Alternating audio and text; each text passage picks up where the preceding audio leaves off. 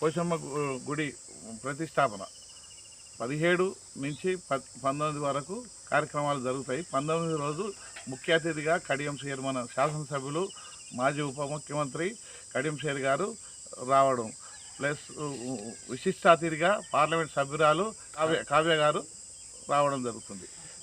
గ్రామ ప్రజలందరూ కూడా ఈ కార్యక్రమానికి సహకరించి దిగ్విజయం చేస్తారని మనసారా కోరుకుంటున్నాం. సుమారు 80-90 దాటింది ఇప్పటి వరకు 90 లక్షలు దాటింది. కుందూరు సోమిరెడ్డి నాగమణి గారు నిర్మించడం జరుగుతుంది. అయితే ఒకే చేయితోటి నిర్మాణం జరగకూడదు అనేది అయ్యగారులు చెప్పడం జరిగింది.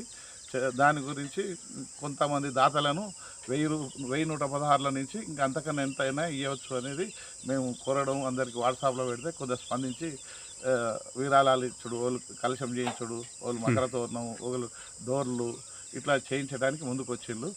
గ్రామస్తులు 1116, 5016 అట్లా కొంతమంది, మనం ఇంటికి పోయి అడిగేది లేదు, వాళ్ళే తెచ్చిస్తారు.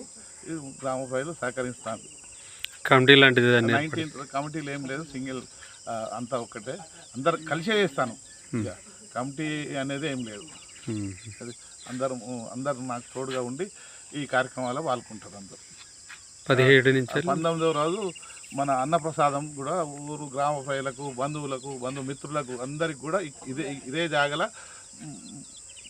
దాదాపు దగ్గర 90% అయిపోయినాయి, 10% ఉన్నాయి. ఊరు మొత్తం మైకులు పెట్టుడు ఉన్నది, ఇక్కడ యాగశాల నిర్మించడం ఉన్నది, పెండింగ్ యాగశాల చేసి ఉన్నది. ఇది ఒక నీట్గా క్లీన్గా చేసి ఉన్నది. కావ్య గారి పార్లమెంటు నిధుల నుంచి 1,15,000 రూపాయలతోటి కరెంటు పోల్లకు ఇవ్వడం జరిగింది. మహంకాళి టెంపుల్ ఇది, మహంకాళి టెంపుల్ ఒక్కలే.